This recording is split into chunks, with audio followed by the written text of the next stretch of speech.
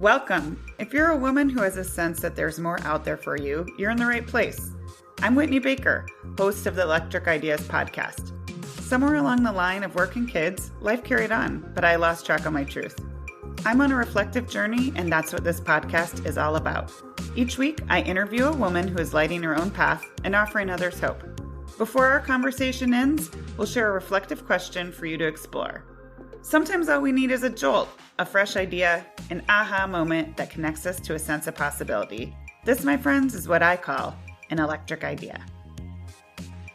Welcome back to Electric Ideas. Today's guest is Anna Surrey. Anna teaches a non-diet approach to overcome food challenges such as binge, over, and emotional eating. She's all about helping women relearn how to trust their bodies to make food choices that feel good without the judgment, without the shame. Anna can really speak from the heart on these topics because she struggled for 20 years with a wide range of disordered eating behaviors, health and weight obsession, exercise addiction, body dysmorphia. But this all changed once she discovered how to trust her body through the freedom of intuitive eating. So that is what we are going to dive into today, the whole idea of intuitive eating. Anna says when she discovered intuitive eating for the first time, she experienced confidence, well-being, and truly a feeling of being at home in her body like never before. Since then, she's been working one-on-one in her mentorship program with women using a wide range of tools to help women overcome their own personal food and eating challenges without dieting or food restrictions. As always with sensitive topics, take what serves you and leave the rest behind. Let's get into it. Hi, Anna. Welcome to the show. Hi. Thank you so much. I am excited to get into this topic because I feel like we live in a society where women are just bombarded with diet culture and this pressure, whether it was from society or how we grew up, to kind of feel and look a certain way. I get the impression that a lot of women in my circles are ready to just kind of lay it all down and not have it take up so much mental space. So I'm curious, in your work with women in this area, what have you discovered? Where are they at and what are they longing for? Yeah, so everything that you just sort of summarized, I add to that or expand on that. So generally, the women that come to me have had a long time experience with all kinds of diets. They've been on at least probably between 5 and 30 diets in their lifetime. And they have dieted anywhere from 5 years to 30 plus years. And when I say the word diet, I don't just mean Weight Watchers or Atkins or anything like that. I'm talking about any form of restriction where you cut out food groups or specific foods or the amounts of foods or the timing of food. That can also be intermittent fasting. That can also be paleo. That can also be sugar-free. So the wellness industry has sort of been hijacked by the diet industry as well. And it's a very sort of shady gray area. So a lot of the women that come to me are hanging out in that gray area. So they might not necessarily have been diagnosed with a clinical eating disorder, such as anorexia or bulimia, but they're in that gray zone between those two extremes where food occupies their every waking and sometimes also sleeping thought, where they constantly worry, am I allowed to eat that? Should I eat that? Is that going to make me gain weight? Yesterday I read about this, but my friend is doing this protocol. Am I allowed to eat now? Should I wait a few hours? How many calories? What time should I eat dinner? What time should I eat breakfast?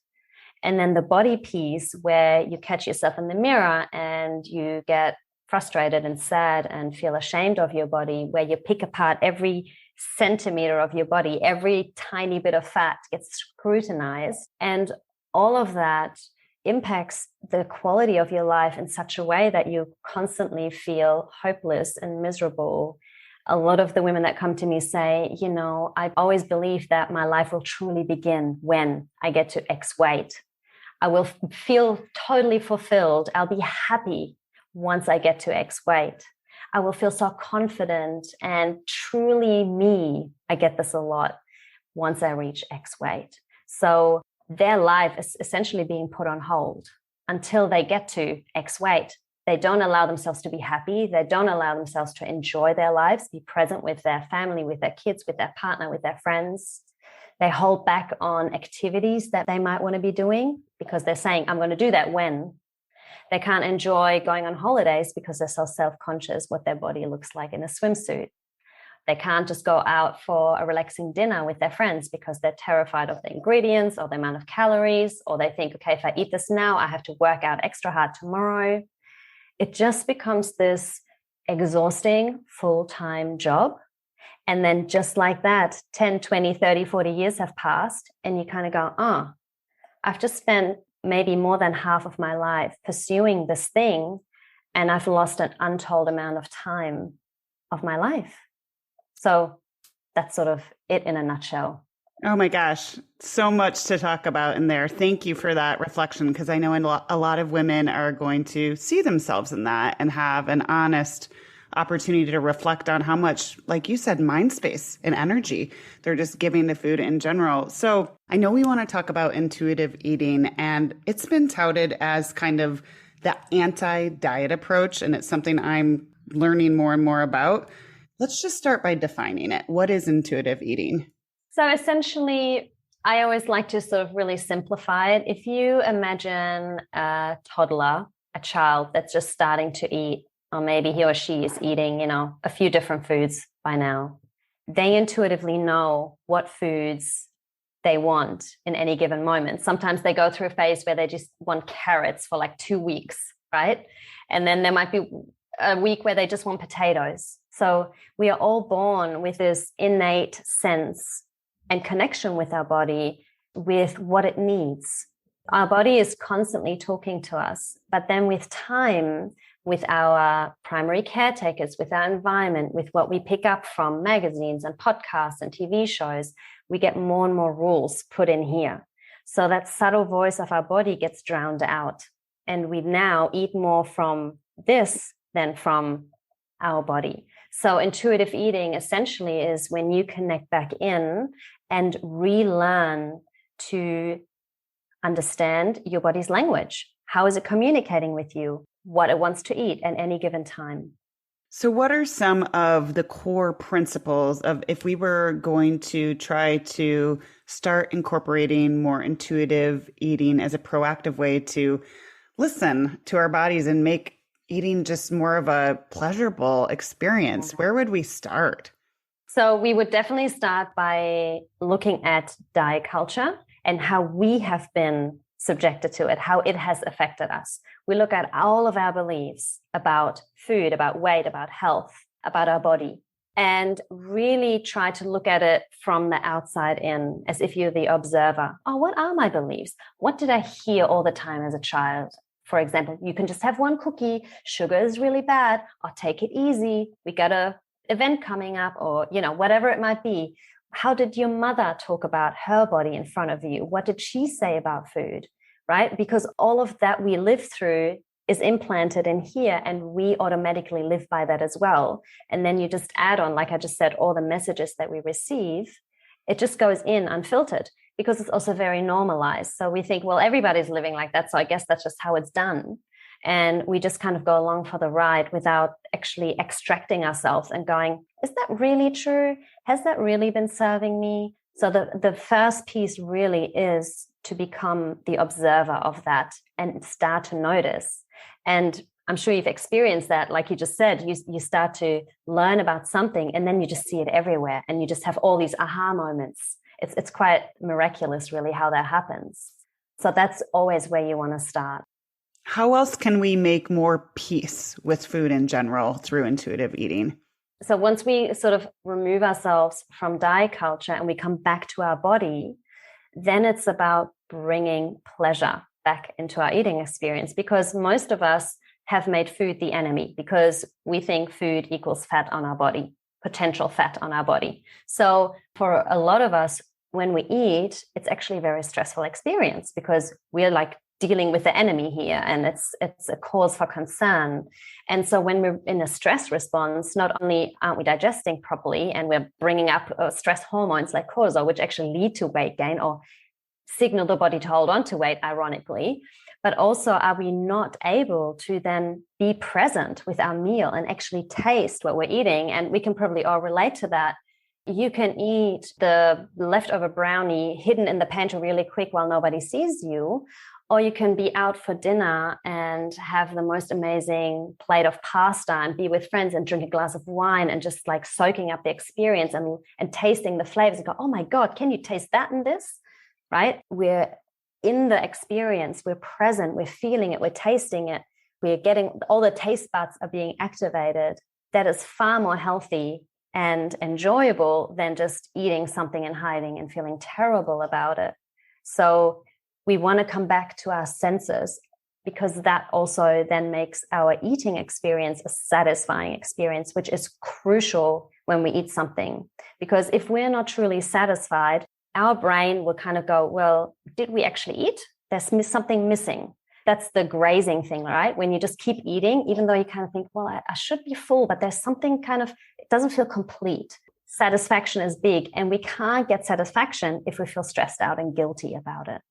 So interesting. I mean, this is totally bringing up for me, I associate it with the French idea, but you see these beautiful, seemingly healthy, French women enjoying all the bread and pasta. I feel like though there is a different culture between eating being a time of connection and pleasure and joy, but it also sometimes in other cultures, as I've traveled, I think just making a moment of it too is part of it. Even if it's just setting the table or lighting a candle, like really simple things. And I go back and forth because I don't want anyone to feel like, oh my gosh, especially the moms in the community, that eating always has to be a production or something they have to worry about doing more for. That said, sometimes just putting out nice napkins or something like that can make it feel more intentional for me and a little bit more special. And I think it draws me into the moment. And just, I'm curious what you think about that and how that maybe ties to the satisfaction piece that some people are missing. Absolutely. Because essentially eating is a ritual, and we're eating as a ritual. And then it's also to bring us pleasure. Why we want to rush something that's pleasurable. We want to just drag that out for as long as possible, right?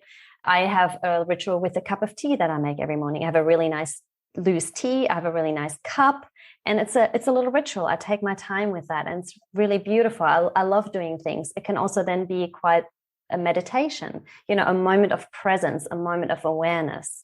So we set the table. We intentionally make it beautiful and pleasing to all the senses, not just our taste buds, but also our eyes. We're creating an atmosphere.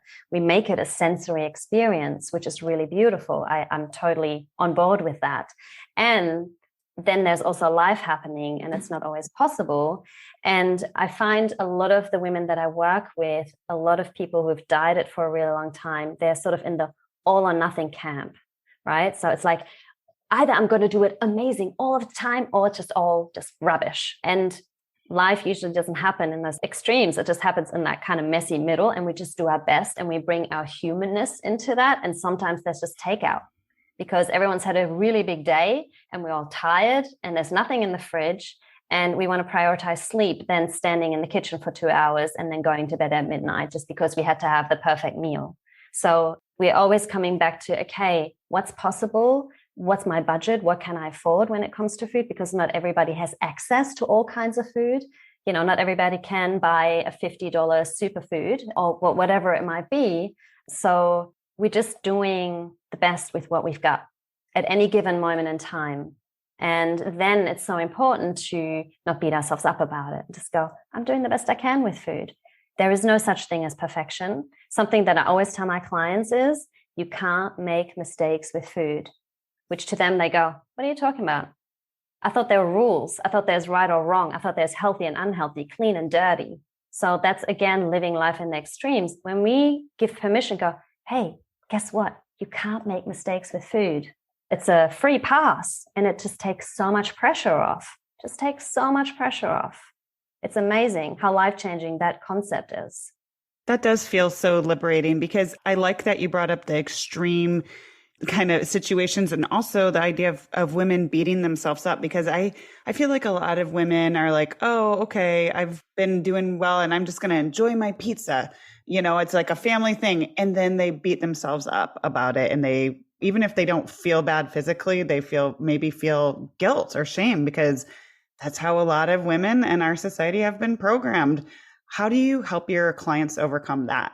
So I think something that's really important to understand, and maybe some of the listeners or viewers can resonate with that, there are certain foods that maybe we feel more out of control with, that we kind of feel like, oh, we can't have it in the house because once we start, there's no end in sight. Or it's just the kind of special foods, the treat foods that we only have once in a while because for whatever reason. So we are putting a sort of a restriction on these foods. We make them special. We give them power. And the thing with restriction is eventually, it's just like, I always give that example of holding your breath. If we just hold our breath for 30 seconds, for 40 seconds, maybe for 50, maybe someone, even the person that has the world record in breath holding, eventually they're going to have to take a breath. And it's not just going to be it's going to be a big gasp for air. And it's the same with our restriction, right? So we can control, but then eventually the pendulum is likely to swing all the way over to the other extreme again, where we just can't stop. Then we feel guilty. Oh my God, what's wrong with me? Why can't I control myself? Okay, this is it. This is the last time. As of tomorrow, I will never eat sugar ever again, or as of Monday, or as of next month, or as of the new year, whatever we tell ourselves to feel better in the moment. And then that might work for a couple of days or a couple of weeks or a couple of months, but then eventually the pendulum will swing over again. And guilt and shame are the main players here, because guilt and shame are also a form of restriction, a form of mental restriction. Because when we eat something that we think we shouldn't eat, we're in a way restricting that. And then not only do we feel bad for doing that, we also make ourselves bad. We start to attach a sense of self-worth to our eating choices. So interesting. In the same vein, I've heard about not labeling any food as good or bad. What's your take on that? Yes, I totally agree. There's no moral value on foods. And sure, we can all agree that a chocolate bar doesn't have the same nutrients as broccoli, of course. But when we look at it from a moral value, one isn't better than the other one. And the thing is, when we do put foods in categories, this is also what the studies show, we then feel more out of control with these foods that we put in the bad category, right? No one feels out of control with broccoli. Why do you think that is? Because we know we can have as much broccoli as we want at any time of the day until the day we die. We don't feel that way about chocolate. And they have done studies, for example, with kids with the M&M jar. I don't know if you've heard of that, where families, I can't remember the exact how many families took part in it and the exact time. But the thing was, you put a jar of M&Ms on the kitchen table or the counter, it's full. And you tell the kids, you can have M&Ms whenever you want. Of course, the kids go nuts, like, oh my God, it's like Christmas and birthdays all together. We can have all the M&Ms. They're super excited. You know, the bowl gets emptied really quickly and it just gets filled up. It gets filled up. It gets filled up. After a few days, the M&Ms become totally uninteresting to the kids. It's like, oh, the M&Ms are always there. Okay. It's totally lost its power over you. And just the way that it works for kids, it's also for us as adults. If we told ourselves, okay, for the next 4 days, I'm going to eat brownies for breakfast, lunch, and dinner and snacks. How many days do you think it'll take until you get totally sick of brownies? When I start working with people and they go, oh my God, but if I allow myself to eat whatever I want, I'm only ever going to eat all the foods I shouldn't be eating, the foods that I've forbidden. And then we give full unconditional permission to eat those foods. And then very quickly, they lose their attraction because they're always available. And the fascinating thing that often happens is they tell me, oh, this food that I thought I was totally addicted to, I don't actually even like it. It was just that it was forbidden. I'm so glad you brought up the M&M jar, because I think all women, especially who are raising girls, want to do right by them and want to set a good example, but it's tricky. What's your best advice for raising body positive girls and girls who have a healthy relationship with food? Yeah. So first, I want to sort of preface this by saying I'm not specialized in working with children and intuitive eating, but I am working with a lot of mothers who have girls. And one of the first thing I'll always say is you as the mother, you lead by example, because your children, even if you don't talk about it, they pick up everything. They see everything.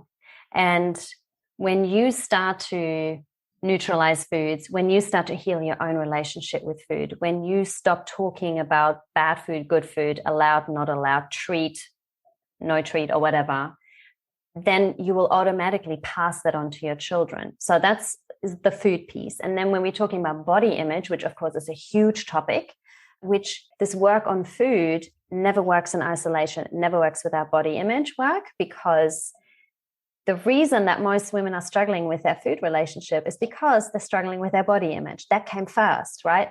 You would never have changed your eating if it wasn't for the desire to change your body and lose weight. So we can't fix the food piece without also looking at the body piece. So that's just as a little preface. And again, if you as a mother start to embody a positive body image, your daughters or daughter, they're going to benefit from that because you now are empowered, you're equipped to help them. As you're healing, you can teach also them how to heal. And one of the sort of most important concepts is that we're taught to identify with our body as if that's all we are, as if we are only our body. That's what makes us. But we're so much more than that. We're our personality, our values, how we bring joy in other people's lives, how we care for other people, how we care for ourselves, the things that light us up. That's what makes us us. And I always give this example for mothers, especially, okay, if your daughter all of a sudden lost an arm, if she had scars on her face, would you love her less? Of course not. It doesn't matter what she looks like. You love her like you would die for her, no matter what form she's in. She's your daughter, right? So why can't we extend that same love to ourselves? And so a big piece here is to start to, again, disconnect us, our sense of worth, lovability, and value from our appearance and realize I am so much more than my body. And if we don't do this work, we're accessing a road of suffering because our bodies are changing. No one can do anything about it. We're all aging. At some point, sure, for some it happens later than for others, but at some point, things are going to get wrinkly. Things are going to sag. We're not going to look the same always. And then what?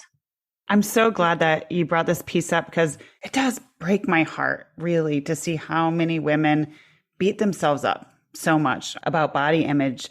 Do you have any practices you like to share with your clients that focus on body appreciation, just taking it in a different direction? Yeah. So again, it's a huge topic. You know, I work with people between 3 and 6 months on this, but it's a little bit what I was saying before about the diet culture, that we got to become aware of our beliefs. We got to become aware of what we were taught. Like we saw the Disney movies when we were a kid and the princess is all super skinny with the perfect nose and the perfect face, right? We can start by looking at the world around us and take in all the different shapes because there aren't just the perfect bodies. If we look into the real world, they're hardly there. They're the 1 or 2% of the population. And so that we get to see, oh, I am normal. My body is normal. Having a belly is normal. Having belly rolls when I sit down is normal. Having wobbly thighs is normal. Having cellulite, the most normal thing in the world. So, I mean, we have this kind of laser view where we just see the skinny, perfect people and then we compare ourselves and then we feel miserable because why can't we look like them? So opening up our view, understanding our beliefs, and then educating ourselves around this and surrounding ourselves with this kind of information, the information that we talk about right now, like you are more than your body. Detach your sense of self-worth from your body. Can you start to appreciate all the incredible things that your body allows you to do on a daily basis? I mean, it's pretty miraculous when you think about it. When we focus on what our body does and how we feel when we do it, as opposed to what do I look like doing this? Because that's usually We always worry, oh, I'm on the beach. I wonder what this person thinks. And I wonder what I look like to that person. But if we actually come back into our body and have the embodied experience, then you're free. I love that because I do know it sounds cliche, but they always say like, wear the suit, swim with your kids. And I think if we think of it that way, it's just like, I'm so grateful I get to be in this body that can do this right now, that can experience this play and joy. And since we're having this conversation in the summertime, it just resonates with me so much. Women miss out on their lives because of this stuff. Absolutely. Especially like you say, when you go on holidays and you're in the water, and if you have kids and you play with them and you're just never fully really there, you're always just preoccupied. Even if it's in the background, it's just, for me, it was always this undercurrent where I couldn't just fully be happy. I couldn't fully enjoy. I wasn't fully there because there was always just something pulling me and taking my energy. It's like, hey, over here, over here, over here. And it was just so relentless. So when we free ourselves from that, you can only imagine what life is like then. It's indescribable to someone who for most of their lives has been dieting and has been preoccupied with this. When that falls away, a lot of the time, the women then find themselves, I mean, now this sounds like a cliche, but they truly find themselves possibly for the first time in their lives, because all of that other stuff falls away and they go, oh, this is me without all of this crap in my head, right? And it's so beautiful to witness, because that to me is true empowerment for a woman. Oh my gosh, yes. Right? Yeah. Well, I feel like women have so many gifts and so many talents, and I want to see them lit up and sharing them and, enjoying their life. So that's why I'm so glad we're talking about, I know this can be such a sensitive topic, and I just appreciate your honesty and openness in talking about it, because it's just one more way where women hold themselves back in their lives, I think. Absolutely. It's a huge piece. And like you said, imagine if all of that mind chatter and the energy that it takes up falls away, all the energy women would have to pursue what they really want to pursue. And they wouldn't hold back because of their body. They wouldn't say, I'm going to wait to do that until. They just do it. They just do it. And imagine then, I mean, I always get chill bumps. Imagine what world we would live in if all the women would just drop this and show up. Couldn't agree more. I know that we've covered a lot of territory. I just wanted to give you kind of a final chance as we come up against time in terms of either intuitive eating or just kind of trying to step away from the diet culture. Is there any last pieces of wisdom that you kind of wish all women could take away from this conversation that we didn't get to touch on? So firstly, I would suggest for anyone listening who's maybe in that place where they're kind of going, okay, the diet it's not really doing it for me anymore, and I'm feeling really unhappy and I want something else, but I don't really know. Or there's a lot of fear to let go of the control. A really good question to ask oneself is, what price have I been paying to pursue this?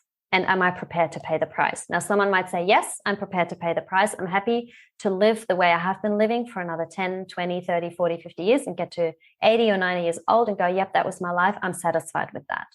But if the answer is no, I am not prepared to pay that price, to continue paying that price, then to open up to another possibility and start to gather some information, like listening to a podcast like this, looking into intuitive eating, starting maybe to follow some people on Instagram and get just little sound bites that, start to tickle the brain a little bit, where you go, oh, like you have probably been doing, and you read this and you go, oh yeah, I've never thought about it this way. Oh, this is interesting. Oh, this is landing. It speaks to a part of us that's dying to come out. These messages, when they hit us in a certain way, we know we're onto something. And then if someone is saying, yep, okay, I want to do this, but I'm struggling to go from years or decades of control and rules and hating myself to just all of a sudden go, yeah, I'm an intuitive eater and I'm just going to listen to my body. Because someone who's dieted for a really long time, they have no idea how to listen to their body. It's a skill that has to be relearned. And in that case, I would definitely recommend to find some sort of support system, whether that's a coach, a mentor, a program, just so that you have someone holding you and guiding you, because it's really tricky to do on your own. I could have never healed without support. Because you're in your body every day, and you're eating every single day. So there are potential triggers everywhere. Plus, most of us are surrounded by other potential triggers, diet culture messages and all that kind of thing. So I'd start to just dabble a little bit in this world, anti-diet, intuitive eating, see what that feels like. And then if someone is committed to heal and take it further, to then find someone that they really resonate with, because this is really deep work. That was perfect, because I always end my episodes by asking women and my guests, what's one question women could be asking themselves more? And I love, what price have I been paying? We can close there if it feels complete, but I'll give you a chance to respond if anything else comes to mind. I think that's perfect. Yeah, I think that's perfect. Yeah, I just feel inclined to add that it resonated with me right away. Like, what have I missed? What have I missed? You know? Right. It's the experiences we never get back. I mean, time is our most precious resource. You know, I spent all of my 20s and well into my 30s being preoccupied with that.